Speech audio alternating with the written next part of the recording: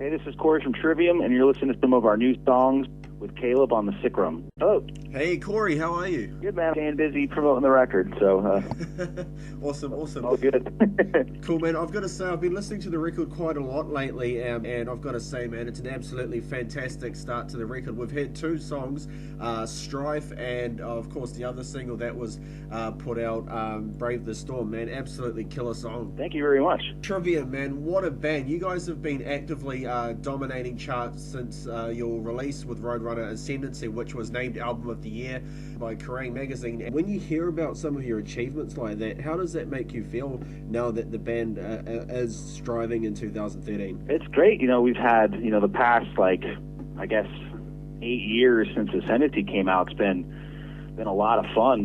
We've had, so many, with all the records, we've had so many people, I guess, give us accolades and have, really, and just having the fact that fans really enjoy the records and everything like that, and also doing the records and then all the great touring we've been able to do with, bands we grew up listening to and idolizing, to making a lot of friends and touring with other bands. It's been a lot of fun, and, it's always more fun to, it always makes you feel good that the fans love the records and really connect with them, and just meeting fans who have lyrics or our name or whatever tattooed on them just is it's wow, it's people really love what we do, which is amazing to be able to travel all over the world and meet people that our music connects to in different languages and different parts of the world. That it's pretty amazing how music can travel and just kind of connect with people that you've never met before.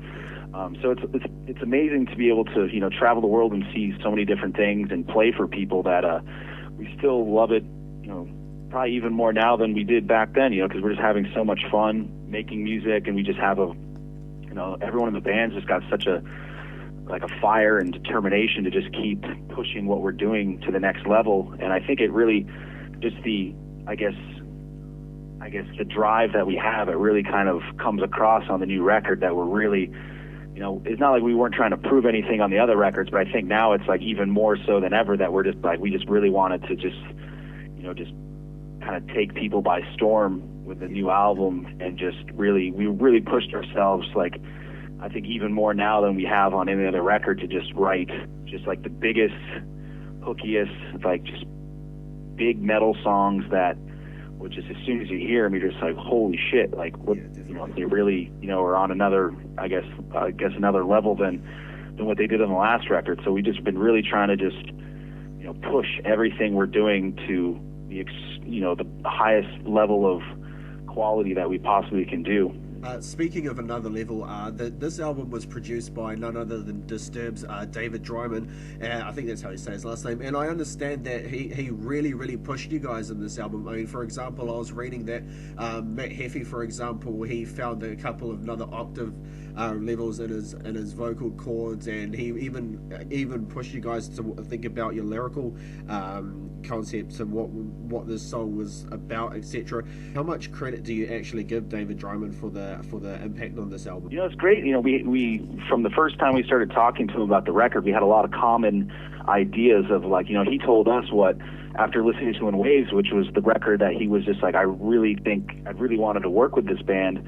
And we've known him for years and stuff, but it was the right timing was right, because he felt what we did on In Waves was the perfect time and the perfect sounding.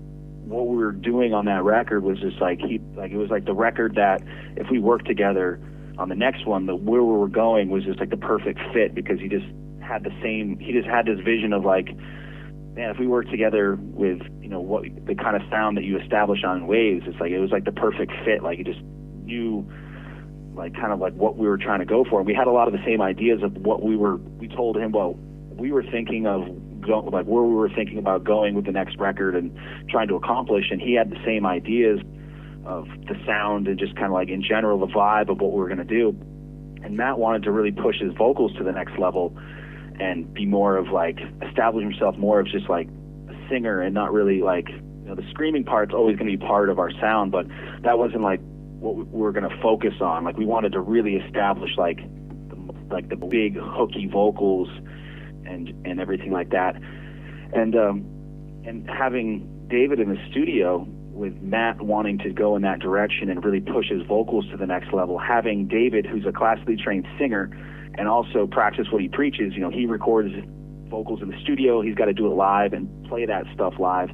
So having another singer who's done it, recording and touring, they definitely had like that connection as far as that was like they both had the same thing that they do. That having a singer in the studio, it was really good with Matt because David taught him a lot of technique stuff with breathing and like posture and just how to control your voice and do certain things that really increased Matt's like power, his range, and he was doing some vocal stuff that he never thought he would be able to do because he didn't think it was possible for him to be able to hit those higher notes that were out of his range. But David taught him a lot of stuff that he was able to accomplish that, which from the beginning of the record to the end of the record, you could see like a monumental change in just what he was able to physically do as a singer.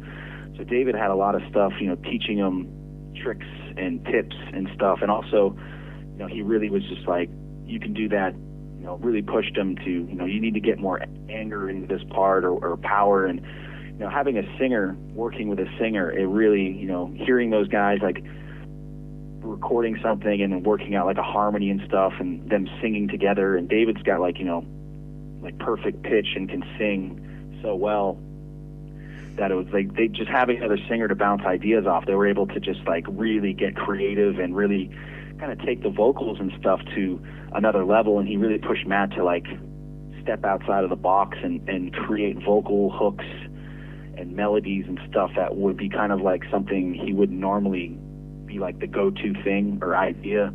So there's a lot of like different like more rhythmic vocal parts because obviously like the music is more groove oriented and there's some interesting types of riffs that have different feels, and then he's singing something kind of like not normally we'd sing it kind of like right along with the guitar part so you could sing and play it easy, but it was like kind of like why do that? That's you can push it to the nether level. So there's some stuff where the vocals kind of are a little more busier and active, which gives the song like a bigger hook and a bigger feel. And you listen to like the verses for Brave the Storm. If you just sing it a cappella, you can it's like with no music, people know what song it is or whatever, because it's like just on its own, it's a catchy thing, a catchy element, and then you mix it in with the riffs and the music and the groove, it just makes like a really massive sounding section of a song.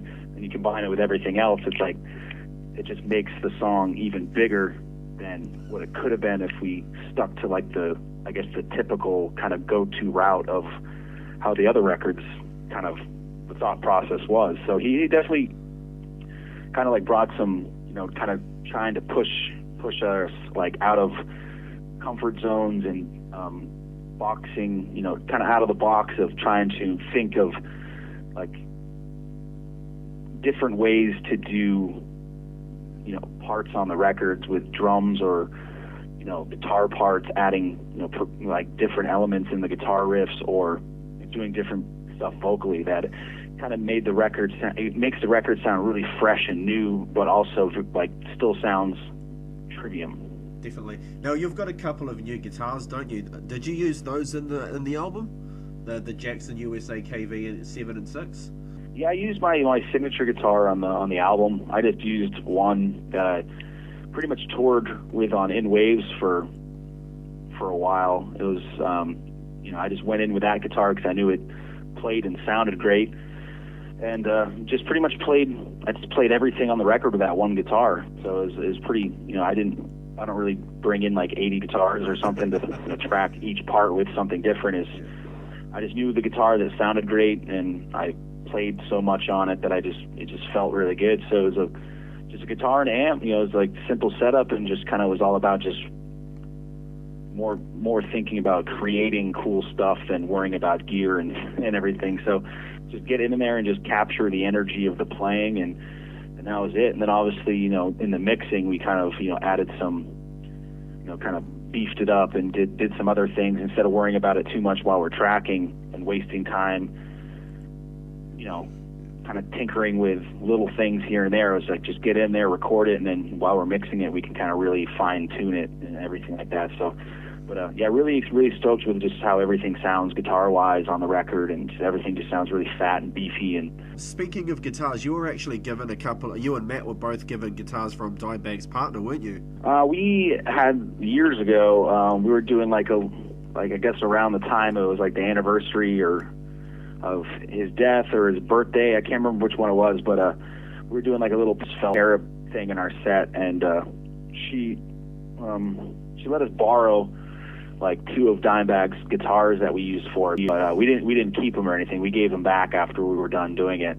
So it didn't, obviously it was like we never personally met him or anything. So it just felt like, we kind of feel weird to keep guitars, So we got to use them and play them, which was really super cool. But after we were done with it, we gave them back. Now, on another lighter note, you came to New Zealand and Australia recently, and I read on an online forum that you had the opportunity to go bowling with a couple of fans. Yeah, that was that was a couple of years ago, I think. We did like some kind of competition where we ended up during the day. We went to this pretty cool bowling alley, and we just kind of hung out. Couple fans, and we bowled and drank some beers and stuff. It was pretty fun. Bowling's a fun time, so it was just cool to fans really dig just having instead of just meeting them at a show, getting an autograph, to just kind of have a hangout and do something kind of different than what you normally expect. It was cool to do kind of fun fan things like that. So I'm sure Roadrunner will come up with some other fun thing to do something for fun for the fans as well, because we had a good time doing that as well. Cool. Now, last question for the interview, Corey. How would you describe your career with Trivium in one word?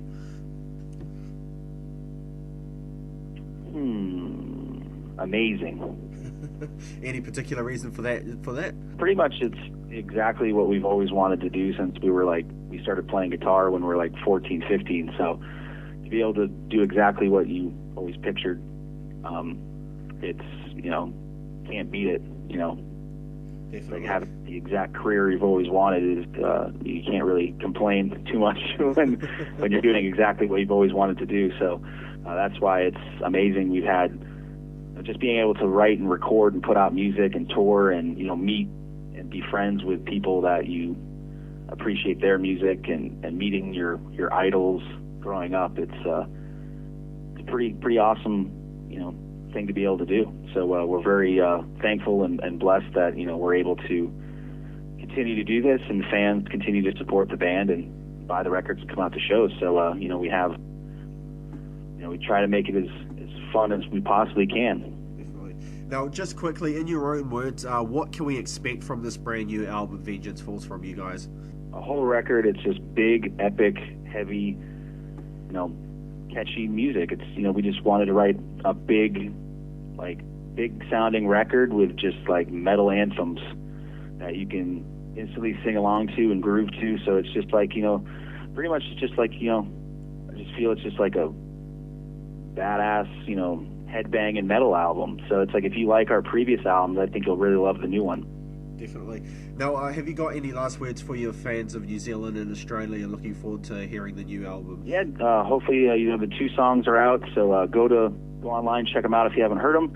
New record comes out in October, and we'll be back on Soundwave, and then hopefully later on there'll be some Sidewave shows, and hopefully we'll be able to come to New Zealand again as well. So just keep a lookout online for extra tour dates, and hopefully definitely when the record comes out, hopefully everyone checks it out. Cool. Now, we wish you nothing but the best on the up-and-coming record, Corey. We definitely got your back down here and promote as much as we possibly can, and we look forward to hearing more of the record. Awesome. Thank you so much. Cool. All right. Take care of yourself, and catch up soon sometime, hopefully. Awesome. Thank you. Cool. Take care.